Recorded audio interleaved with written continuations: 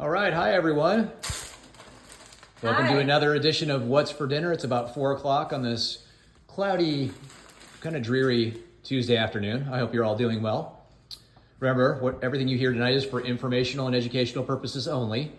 If you have any questions, make sure you seek out your highly trained healthcare provider.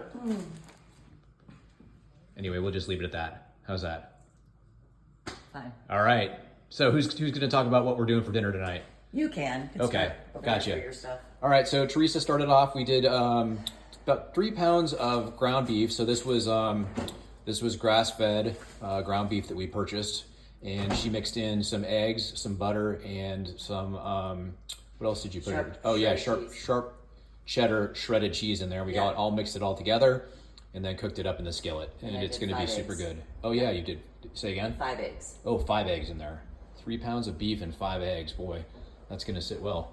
And then we've got our air fried bacon tonight, and we just hit the jackpot with this bacon that we bought because it has got so much fat, and it's, oh my gosh, it's melting your mouth coming out of this air fryer. So super excited for that.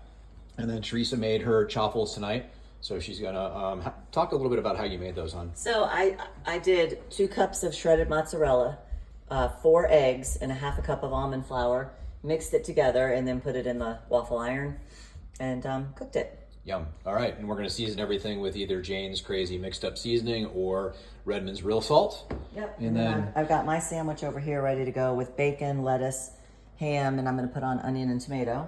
Okay. And then there's one more day left of this sausage crusted pizza and one brat. Okay. So I'm going to finish that off tonight. Yep. Yeah. All right. Well, this looks good. All right, so what would you like to talk about tonight, Teresa? Well, first of all, we're eating like we're diabetics, so we want our blood sugar to stay nice and low. I saw a patient today whose family member is a nurse and said you absolutely have to eat sugar or you're going to wreck your liver, you're going to wreck your thyroid. I think that was about it. False. Right. I'm like, Absolutely your body false. can handle 4 teaspoons or 4 grams or whatever it is of sugar anyway. No food has that little amount. You're already always going to have more than that. I don't know. Just be careful who you listen to. I mean, you can find a video about anything you want. Okay, everything. The earth is flat. The earth is round. It doesn't matter. But you just have to align yourself with people you feel in your spirit you can trust. That's what I have done. And you just kind of go along with them. You know, follow along when they see something or observe something and they tell you, you keep an open mind, and then you do the same. Right. Factually speaking, though, you don't need to consume sugar. Your body can make all the sugar it needs on its own. Even for high-performance athletes, it can make all the sugar you need via a process known as gluconeogenesis. Your body is designed wonderfully for that. So you can take fat out of storage, it can send it right to the liver, it can convert it to glucose, and then your body can use that. Or you can eat it. So she was saying you need fruits, and that's a natural sugar. So it doesn't do all, this is a nurse too. It doesn't do all the, and I'm not dissing her, because I didn't know the difference, but the natural sugar from fruits doesn't do the same thing as, you know, candy sugars. So I went to your old basket where you have the sugar cubes. Yeah. So I pulled out the one for 1 large banana, and it has, I think 12 sugar cubes. Yeah, I was going to say 16, 12 or 16. It is 16. It's 2 rows 16, of 8. Yeah. And so I was like, you could eat your banana or you could eat the sugar cubes, 16 of them, and it won't make any difference. Yeah. So she's kind of floored. But what are you supposed to do? Who are you supposed to believe? This family member's a nurse. I'm a nurse practitioner. You have doctors saying we're all crazy. I mean. Yeah. Well, you know, and the statistics show that, you know, about, what is it, 75% of our food that we're eating is processed. So, you know, if you think about all the processed sugars and foods, and that's what we kind of did with those. I took Ziploc bags and I examined, I went and researched how many cubes or how many teaspoons of sugar were in particular foods. And I labeled the Ziploc bags according to that. And I dropped the number of sugar cubes that were appropriate for that amount. And I did it for all of the different foods that we commonly eat. So one of them was a banana, but a lot of it was processed stuff. A lot of them were different types of cereals and whatnot. Yeah. And that's where the processed foods really are sneaking in. Yeah, one was bran flakes, a banana, juice, I think, and skim milk. Yeah, and some of it was junk food too. There was some junk food stuff in there as well, which I mean, technically, you know, cereal is junk food anyway. So, but a lot of people think that it's healthy when they're eating that. The same thing with their oatmeal and whatnot. Your pancreas does not know what kind of sugar you've ingested. He just knows that he has to raise and push out insulin to push the glucose into muscle cells. And then in nature, there is no food that exists with sugar and protein. At the same time. At the same time, there is no food. Yeah, it's one or the other. So, we're all essentially eating plant-based right now. We're all essentially eating vegetarian. Most people are eating Pop-Tarts and cereal, yogurts and oatmeal and pastas. Sometimes they'll have an occasional chicken, but that's about it. Otherwise, we are already eating vegetarian and plant-based. So then they want to make schools. There's one school in New York, Tro gets so upset about it, Dr. Tro Kalayjian up there. They've made a meatless Monday.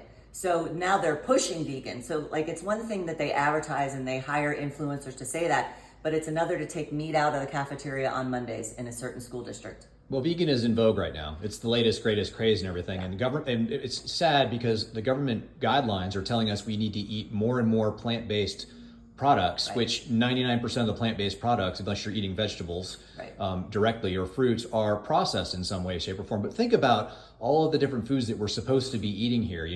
Literally everything is plant-based and everything is high in sugar. And so we are eating more food than we have ever eaten in human history. And we're eating it, but at the same time, we're also the most nutrient deficient of ever any time in human history. All of the food we eat is nothing but energy. So energy is either sugar or it's fat. Yes. And it's unbelievable that they were actually telling us we need to eat more vegetables. Almost all the food we're eating is plant-based. How much more vegetables do we need to eat? Yeah. And so what he's saying, the food you're eating is energy. He's talking about fat, because unless you use that energy, it gets stored as fat. So I tell patients when I show them the CGMs, which I've showed on here before about bananas, or I show them the 16 cubes of sugar that's a banana, I say if I was to eat, whether it was 16 cubes of sugar, a banana, or ice cream, I sit all day, every day. I don't work out a ton. I'm active, but I would never be able to burn that off. Never. Yeah. That's the energy. So people are overweight. They have tons of energy stored. They just can't use it. Yeah, right on. Well, and I was going to mention too is the difference between eating fat as animal-based fat and eating sugar or glucose and having it turn into fat is that when you eat glucose, whatever you don't, or you consume glucose, whatever you don't use, the insulin picks up and it will actually take it straight to storage and store it as fat. Yeah. Fat, when you eat it in animal-based products and whatnot, can stay circulating in your system for a much longer time. Yeah. And it isn't immediately deposited as fat. It can be, but it's not if it's not used for energy. Yeah. So anyway, just wanted to kind of throw that out there. But what else? There was one other point I was going to make, and I lost my train of thought. I don't know. Just the plant-based agenda, I think, has people confused. But remember, there is an anti-meat, very strong anti-meat thing going on right now, and you're going to get caught in the middle, whether you realize or not. So yeah. Yep, and I know what it was. Okay. So don't. Also remember, and we did one of our talks about this. Is that this all stems from the from the money supply, the fiat money system that we have here. Yeah. So when we came off of the gold standard in 1971, the government knew it was going to have a problem with rampant inflation, and people will deal with a lot of different problems, but they won't deal with it when food gets expensive. Yeah. So just to give you an example, Lyndon Johnson actually, during his administration, it was coming up on voting on election time during his second run for office, and they had a situation where eggs were getting really expensive. Inflation was really causing the egg prices to go up. And so he actually went to his Surgeon General and he told him, he's like, hey, I need you to come out and show some studies that eggs are unhealthy. I got to get elected again. And this egg thing is, going to cost me votes. And the Surgeon General said, no, I can't do that. There's no study. Eggs are super healthy. And so Lyndon Johnson just told him, hey, make up something. And they did. Yep. And so they villainized eggs. And so now we got this thing with eggs and cholesterol and fat and how it's all unhealthy. One egg is like smoking 5 cigarettes. And it's probably the most nutrient dense, healthiest thing you could possibly, if I was in a survival situation, there's only a couple of things that I would want. I would want bacon and eggs, and I would want steak. Yeah. If I had access to those, I could live for a healthy, happy life. Right, but I say if I was stranded on an island, it probably would be eggs eggs or beef, I guess, would have all the nutrients you would need. Yeah.